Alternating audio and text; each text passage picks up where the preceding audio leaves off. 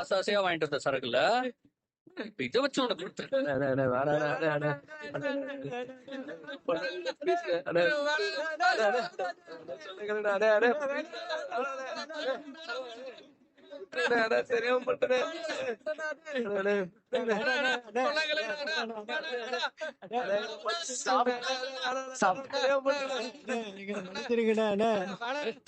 எதுக்குடா மன்னிப்பு?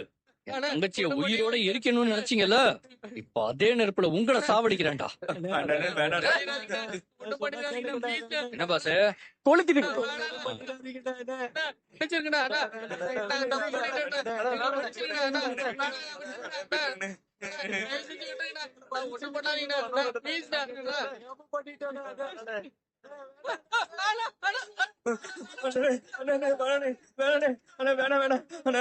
முன்னாடி தெரியலையா? தம்பி வேணாம், விடுப்பா. எப்படிமா உங்களை விட முடியும்? கொஞ்சம் விட்டு இந்த கண்மணி செத்துருப்பாமா.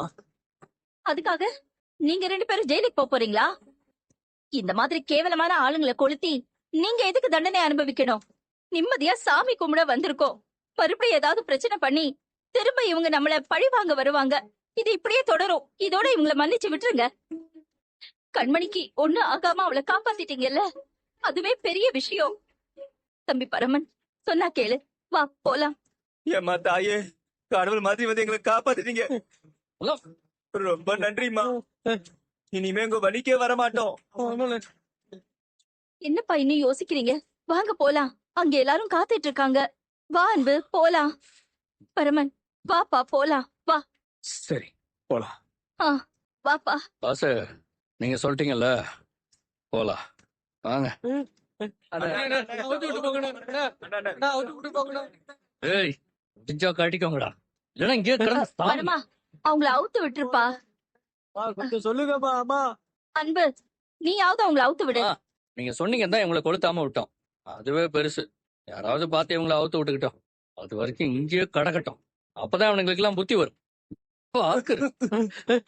வாங்க பாஸ் போலாம். வாப்பா.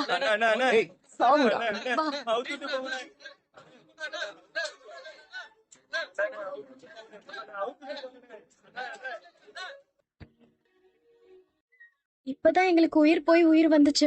நீ சொக்க பணக்குள்ள இருக்கிறன்னு அன்பண்ண வந்து சொன்னதும் எங்களுக்கெல்லாம் என்ன செய்யறதுன்னே தெரியல தெரியுமா?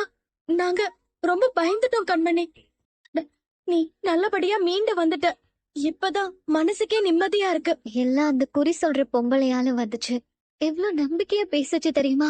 இந்த மாதிரி சில பேர் பண்றதுனாலதான் பொதுவா மனுஷங்க மேல இருக்கிற நம்பிக்கையே போயிடும் போல இருக்கு. அவ்வளவு நல்லவ மாதிரி பேசி கூட்டிட்டு போய் கழுத்து அறுத்துட்டா. அதுவும் அன்பண்ண உன்னை காப்பாத்துறதுக்காக உயிரை பணையம் வச்சு சொக்க பணக்குள்ள வந்தாரு பாரு. ஐயோ, இப்ப நினைச்சு பார்த்தாலும் உடம்பெல்லாம் என்னமோ பண்ணுது.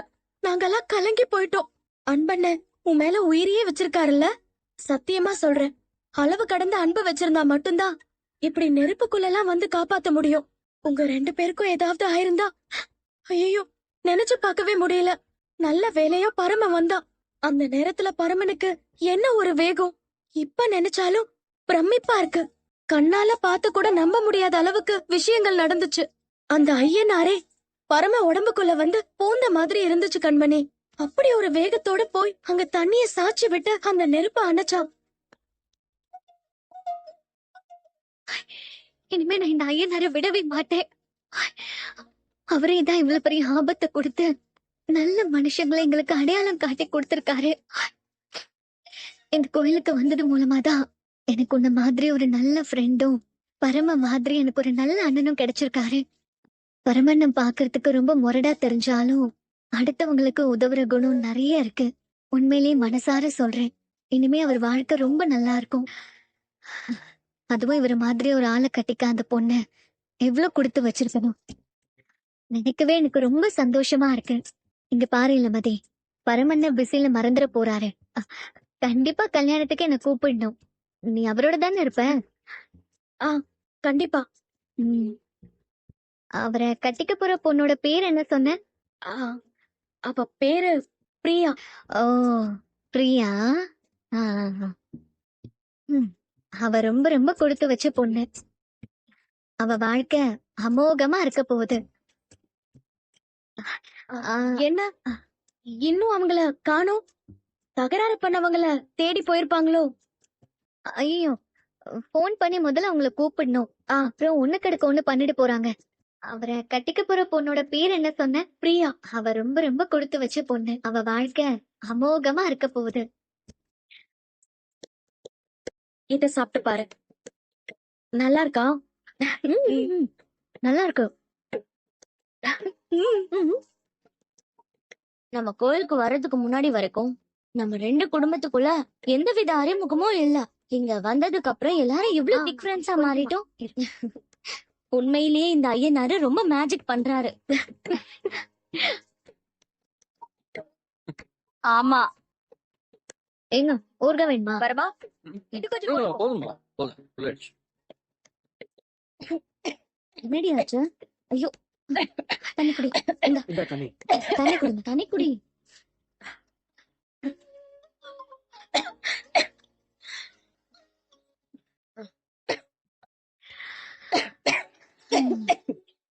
சாப்பிடும்போது கூட உன்னை யாரும் நினைக்கிறாங்க போல இருக்கு. சேச்சே, என்ன யார நினைக்க போறா? பரமண்ணன் நினைக்க மாட்டாரா? பரம ஏன் என்ன நினைக்க போறான்? அவன் பிரியாவை தான் நினைப்பான். பரமண்ணனை பொறுத்த வரைக்கும் ஃப்ரெண்டுக்கு தான் முதல் இடம்.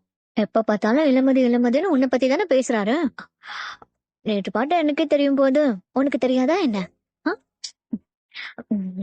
பரமண்ண சாப்பிடும்போது கூட விட்டு வைக்க மாட்டீங்களா? இளமதியை தானே நினைச்சீங்க. ஐயோ, என்னை மாட்டி விட்டுறாதம்மா ப்ளீஸ். அதெல்லாம் இல்லம்மா. அம்மா வம்பழுக்கா தங்கச்சி. ம், ஹலோ, என்ன புதுசா ஒரு தங்கச்சி கிடைச்சதோ என்ன மறந்துடாதீங்க. என்ன தங்கச்சிம்மா இப்படி சொல்லிட்ட? என்னைக்குமே நீதான் என்னோட ஃபர்ஸ்ட் தங்கச்சி. Bro. என்ன பாஸ்? நீங்க பண்ணது ரொம்ப பெரிய விஷயம். விடுங்க பாஸ், திரும்ப திரும்ப அதையே பேசிக்கிட்டு. இல்ல ப்ரோ, நீங்க மட்டும் வந்து காப்பாத்தலனா நாங்க செத்து போயிருப்போம். நீங்க ஒரு உயிரை காப்பாத்தல, 2 உயிரை காப்பாத்திருக்கீங்க. பாஸ் ரொம்ப எல்லாம் எமோஷனல் ஆகாதீங்க. ஏன்? இல்ல ப்ரோ, உங்களுக்கு தெரியாது, கை கொடுங்க. நானும் கண்மணியும் புருஷன் பொண்டாட்டின்னு பேருக்கு தான் வாழ்றோமே ஒழிய நாங்க 2 பேரும் அப்படி ஒரு வாழ்க்கையை நாங்க வாழவே இல்ல. எங்க மத்தியில இருக்கிற எல்லா பிரச்சனையும் தீர்ந்து புது வாழ்க்கையை ஆரம்பிக்கலாம்னு நினைக்கிறப்போ கண்மணிக்கு இப்படி ஒரு ஆபத்து வந்துருச்சு. இதுல கண்மணிக்கு மட்டும் ஏதாவது ஒண்ணு ஆயிருந்துச்சுன்னா நானும் உயிரோட இருந்திருக்க மாட்டேன். கேஸ் செத்து போயிருப்பேன். என்ன பாஸ் நீங்க ஏன் திரும்ப திரும்ப இதையே பேசிட்டு இருக்கீங்க? அதான் இப்ப எல்லாம் நல்லபடியா முடிச்சிருச்சுல்ல, ஃப்ரீயா விடுங்க. இல்ல ப்ரோ, நான் வந்ததுமே உங்களை ரொம்ப காயப்படுத்திட்டேன். அதுக்கு முதல்ல என்ன மன்னிச்சிடுங்க. ஐயோ பாஸ், ஏதோ தெரியாம செஞ்சுட்டேன் ப்ரோ. என்ன தயவு செஞ்சு மன்னிச்சிடுங்க. ப்ளீஸ் மன்னிச்சிடுங்க. ப்ளீஸ். அட என்ன பாஸ் நீங்க படிச்சவங்க, சிட்டில இருந்து வந்திருக்கீங்க, இப்படி பெரிய வார்த்தைலாம் பேசி என்ன பெரிய ஆளாக்காதீங்க. நான் தான் உங்களை பத்தி ஏதோ புரிஞ்சுக்காம பேசிட்டேன். கட் அண்ட் ரைட்டா பேசினது என் தப்பு தான். நீங்க தான் என்ன மன்னிக்கணும். இளமதி 2 பேரும் கொஞ்சிக்கிறத பார்த்தா அன்புவ காஞ்சிபுரத்துக்கே பரமண்ண கூட்டிட்டு போயிடுவாரு போல இருக்கே. எனக்கு கூட உறுத்தலாவே இருந்துச்சு. நாம நல்லா பழகிட்டோம், பரம அன்பு அண்ணனை புரிஞ்சுக்காம கோவப்படுறானேன்னு. நல்ல வேலையா 2 பேரும் ஒண்ணு சேர்ந்துட்டாங்க. நடந்த கெட்டதுலயும் ஒரு நல்லது நடந்திருக்கு. இல்ல ப்ரோ, நான் தான் தப்பு பண்ணேன். அதை எல்லாத்தையும் நீங்க மனசுல வச்சுக்காம என்ன வந்து காப்பாத்துனீங்களே, அதுக்குதான் நான் உங்களுக்கு ரொம்ப தேங்க்ஸ் சொல்லணும் ப்ரோ. ஆட, நான் எங்க உங்களை காப்பாத்துனேன்? நான் லவ்வ தானே காப்பாத்துனேன். லவ்வ காப்பாத்துறீங்களா? ஆமா, நீங்களாகட்டும் கண்மணி ஆகட்டும், ஒருத்தருக்கு ஒருத்தர் விட்டு கொடுக்காம எவ்வளவு தூரம் லவ் பண்றீங்க. உங்க 2 பேரோட லவ்வ தான் நான் காப்பாத்துனேன். எனிவே ரொம்ப தேங்க்யூ ப்ரோ. ஓ, தமிழ்ல சொன்னது பத்தாதுன்னு இப்ப இங்கிலீஷ்ல வேற சொல்ல ஆரம்பிச்சிட்டீங்களா? ரொம்ப நன்றி ப்ரோ. Thanks lot. அதெல்லாம் ஒண்ணும் இல்ல பாஸ், விடுங்க. வாங்க போ. சரி வாங்க. வாங்க. சரிம்மா தங்கச்சி, பாருமா இவரு சும்மா சாரி தேங்க்ஸ்ன்னு எதாவது சொல்லிக்கிட்டே இருக்காரு. என்ன ரொம்ப படுத்தி எடுக்கிறாருமா. அவரு சொல்லிட்டாரு, நான் சொல்ல வேண்டியதும் பாக்கி இருக்குன்னு. என்ன தங்கச்சிம்மா நீயுமா? இல்லன்னு, வந்திருக்கிற எல்லாருக்கும் ஐயனாரு கோயில்ல இருக்கலாம், ஆனா எனக்கு என் கண்ணு முன்னாடி நிக்கிறாருன்னு. நீங்க இல்லன்னா நாங்க 2 பேரும் இன்னைக்கு இல்ல. ரொம்ப தேங்க்ஸ். ஆமா, புருஷன் பொண்டாட்டி 2 பேரும் பேசி வச்சுட்டு என்கிட்ட இப்படி பண்றீங்களா? எனக்கெல்லாம் வரவன்னு சொல்லிக்கிறதுக்கு யாருமே இல்லைங்க. இங்க வந்ததுக்கு அப்புறம் தான் இந்த இப்படிலாம் உறவு கிடைச்சிருக்கேன்னு நினைச்சு சந்தோஷப்பட்டு பழகுனா நீங்க என்னடானா என்னைய எப்படி கலங்க வைக்கிறீங்க? என்ன பரமா? ஆ, இல்ல சண்டைக்கோழி. இங்க பாரு தங்கச்சிமா, அன்பு சாரு உன் மேல உயிரே வச்சிருக்காரு. அவரோட லவ் எல்லாம் வேற லெவல். நாங்கெல்லாம் கிட்ட கூட வர முடியாது. உன்னை காணும்னு தேடினப்போ என்ன பதறாரு தெரியுமா? அதுவும் உன்னோட உடஞ்சிருந்த வலையெல்லாம் வச்சுக்கிட்டு அவர் ஒரு அழுதாரு பாரு. அதுலதாம்மா நானே விழுந்துட்டேன். இந்த நிமிஷத்துல இருந்தே அவர் மேல இருந்த பகை எல்லாமே போயிடுச்சு. அதனாலதான் தங்கச்சிமா இவ்வளவு தூரம் உன்னை தேடி வந்து நாங்க காப்பாத்தணும். அதுவும் இவர் இப்படி தீக்குள்ளெல்லாம் இறங்கி வித்த பண்ணுவாருன்னு எனக்கு தெரியவே தெரியாதுமா. நீ மட்டும் வித்த பண்ணலையா? நீதான் வாட்டர் டேங்கியே கவுத்துட்டியே. நல்ல வேளை ஞாபகப்படுத்தின. அவங்க காசு கேட்டு வர்றதுக்குள்ள முதல்ல இங்க இருந்து கிளம்பணும். சரி வாங்க போலாம். போலாம். என்ன சண்டைக்கோழி நான் அப்படி பாக்குற? இல்ல பரமா, நான் உன்னை எப்படி பார்க்கணும்னு ஆசைப்பட்டனோ அப்படி இந்த ஊரே பாக்குது. அதான் அந்த சந்தோஷம் தான் பரமா. அதை எப்படி சொல்றதுன்னு வார்த்தையே இல்ல. என்ன மேடம் அப்படியே ஓவரா பில்டப் கொடுத்து என்னென்னமோ பேசுறீங்க?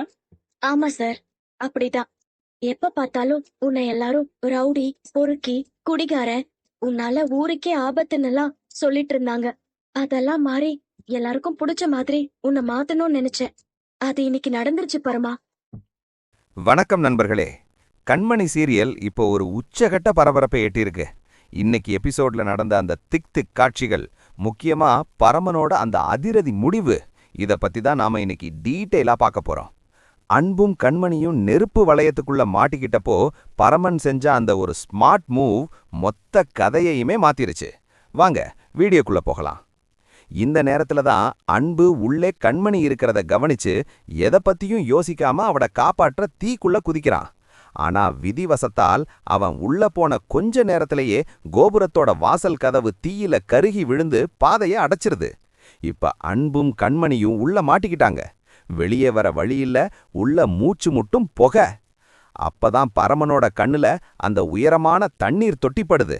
சாதாரணமா தண்ணிய கொண்டு வர்றதை விட மொத்தமா அந்த தொட்டியிலிருந்து அதிக அழுத்தத்தோட தண்ணிய திறக்க ஒரு வழியே தேடுறான். சமயோசிதமா அங்க இருந்த குழாய்களை பயன்படுத்தி அல்லது அந்த தொட்டியின் அமைப்பை சாமர்த்தியமா கையாண்டு மொத்த தண்ணீரையும் அந்த எரியிற கோபுரம் மேல பாய வைக்கிறான். திடீர்னு கொட்டின அந்த அருவி மாதிரியான தண்ணீர் காட்டு தீயா எரிஞ்சுக்கிட்டு இருந்த கோபுரத்தை அப்படியே அணைக்குது. புகைக்கு நடுவுல மயக்கமா இருந்த அன்பையும் கண்மணியையும் பரமன் ஓடி போய் மீட்கிறான். பரமனோட இந்த ஒரு வினாடி யோசனை மட்டும் இல்லனா இன்னைக்கு ஒரு பெரிய அசம்பாவிதம் நடந்திருக்கும்.